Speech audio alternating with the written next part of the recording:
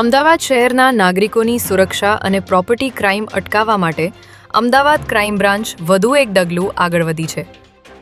ભારત સરકારના department of telecommunication દ્વારા સંચાલિત CEIR પોર્ટલના તાજેતરના અપગ્રેડેશન અંગે ક્રાઇમ બ્રાન્ચ ખાતે એક વિશેષ વર્કશોપનું આયોજન કરવામાં આવ્યું હતું, જેમાં ક્રાઇમ બ્રાન્ચના વિવિધ યુનિટના કુલ 61 અધિકારીઓ અને કર્મચારીઓ માટે એક સઘન તાલીમ સત્ર યોજાયું હતું.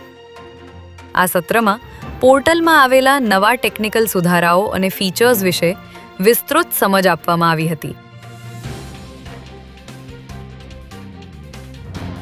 અમદાવાદ શહેરના સરખેજ વિસ્તારમાં આવેલા ઠાકોરવાસમાં રાતના સમયે જૂની અદાવતમાં 2 જૂથ વચ્ચે અથડામણ થઈ હતી, જેમાં એક જૂથના લોકોએ અન્ય જૂથ પર છરી વડે હુમલો કરતા 4 વ્યક્તિ ઈજાગ્રસ્ત થયા હતા, જેમાંથી ગણેશ ઠાકોર નામના યુવકનું સ્થળ પર જ મોત થયું હતું, જ્યારે 3 લોકો ઈજાગ્રસ્ત થતાં સારવાર માટે હોસ્પિટલ ખસેડવામાં આવ્યા હતા.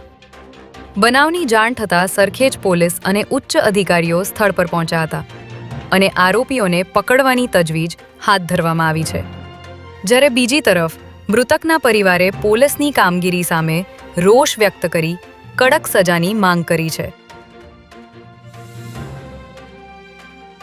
ગુજરાત વિધાનસભા બાદ અમદાવાદની 23 શાળાઓને બોમ્બથી ઉડાવી દેવાની ધમકીભર્યો ઈમેલ મળતા પોલીસ તંત્ર દોડતું થયું હતું.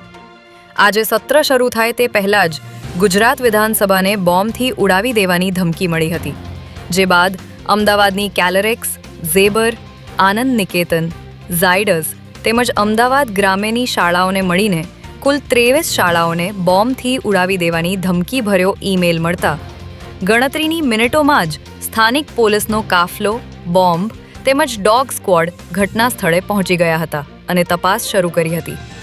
પરંતુ પોલીસ તપાસમાં કંઈ વાંધાજનક મળી આવ્યું ન હતું.